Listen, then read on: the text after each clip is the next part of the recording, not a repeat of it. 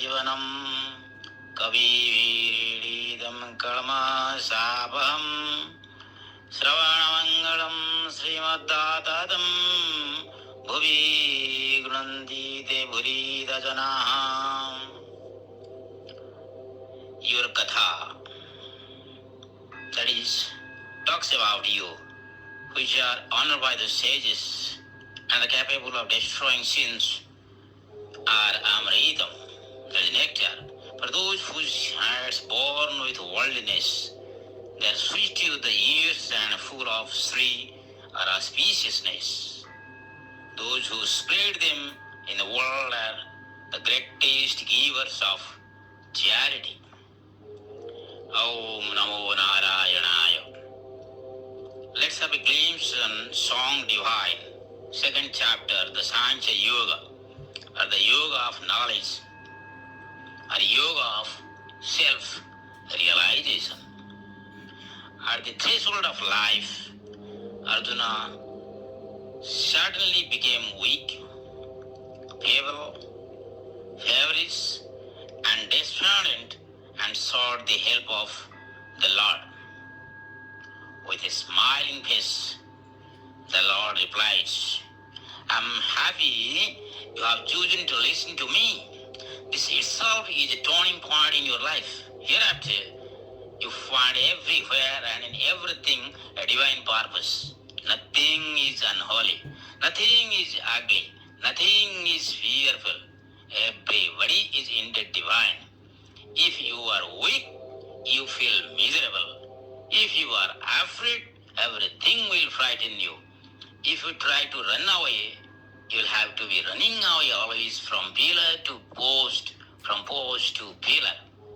Face everything and everybody with strength, with courage, with conviction. Be bold, be fearless, be adamantine.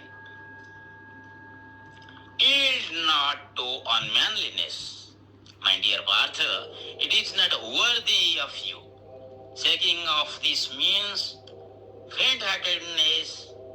Arise, awake and stop not till the goal is reached. All ills and evils, sorrow and suffering, fear and frustrations are due to weakness, both physical and psychological. So Sri Krishna exhorted Arjuna to be manly. Manliness is the panacea to all evils and ills. Fearlessness is life. Weakness is death.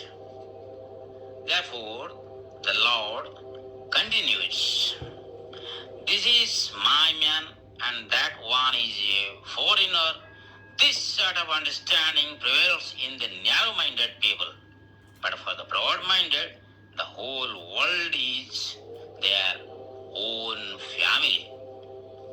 Even as the embodied self attains in this body childhood, youth, and old age, so does it attain another body.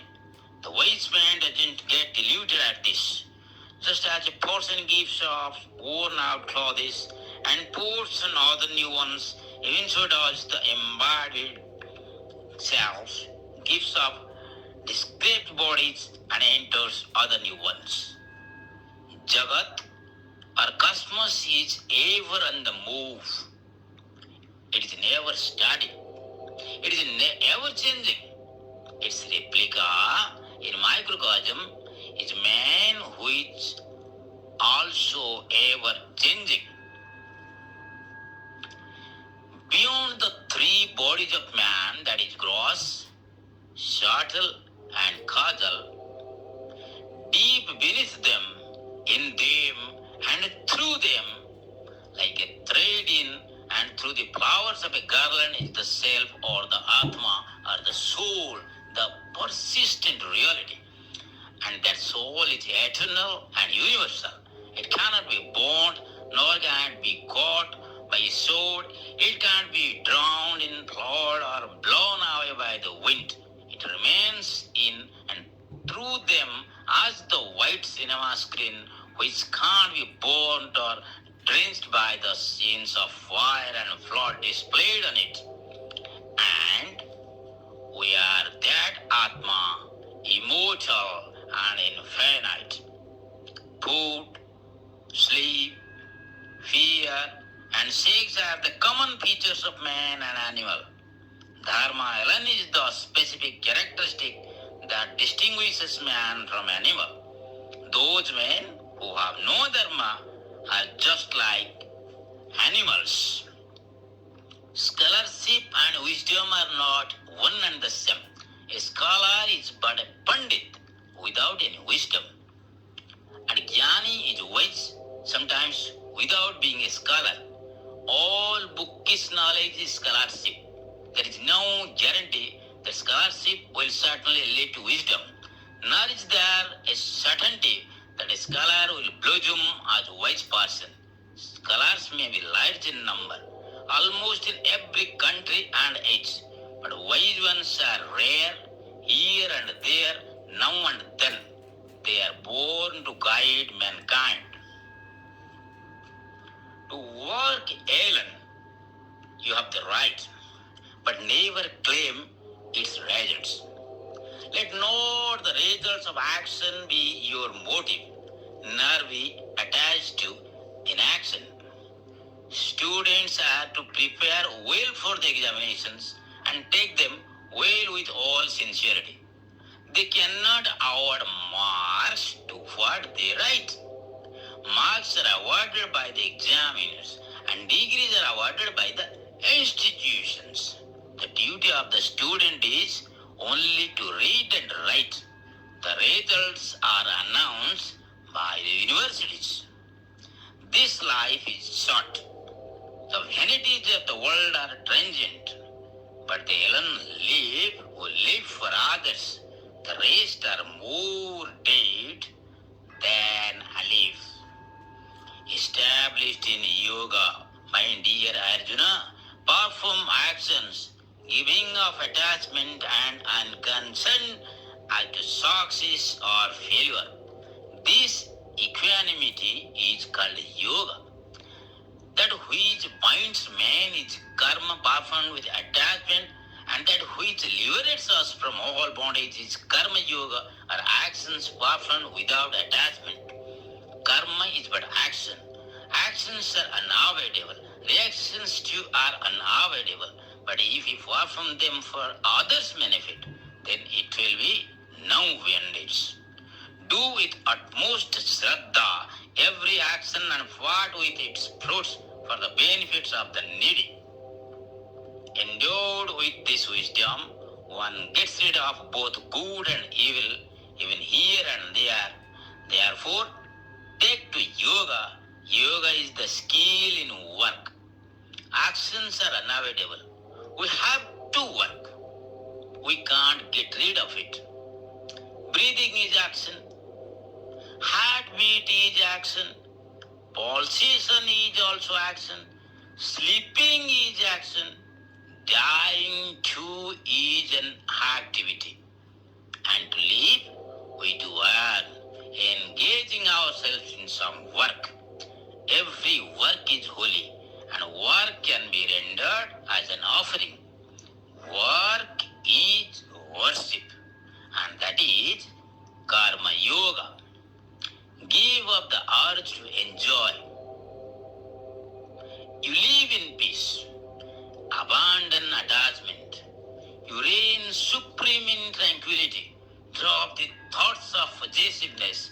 You will be peaceful. All our worry is due to our desire. All our anguish is due to our accusations. All our agony is due to our attachment. One fear or other always haunts almost all of us. To be fearless is to be free. To be free is to be peaceful. To be peaceful is to be blissful. The only way to overcome fear is to know the truth, realize the truth. The turbulent senses forcibly lead us to the mind of even the struggling wise person. The mind is like a big tiger roaming in the forest of sense objects. Those who have a longing for liberation should be very alert and not go there. Freedom to senses is our weakness and misery. Freedom from senses is our strength and peace. Never run after treacherous sense enjoyments with abandon. Know that it is the want of awareness of the Atma that is the cause of this delusion of mind. The man dwelling on sense objects develops attachment for them. From attachment springs of desire, and from desire ensues anger. From anger arises infatuation. From infatuation, confusion of memory. From confusion of memory, loss of reason. And from loss of reason, one goes to complete ruin. Day is symbolic of activity and night is symbolic of silence. When the worldly people are engaged in diverse activities during the day, the sages turn inward and engage themselves in contemplation. When the common people are steeped in tamas and tamasic life during the night, the jnanis keep awake, looking at the light of knowledge within and without. Materialism is winding, spirituality is liberating. Whether people skilled in policy praise or blame, whether the goddess of fortune favors or goes or away, whether death befalls today or after hundreds of years, persons of steady mind never swerve from the path of righteousness.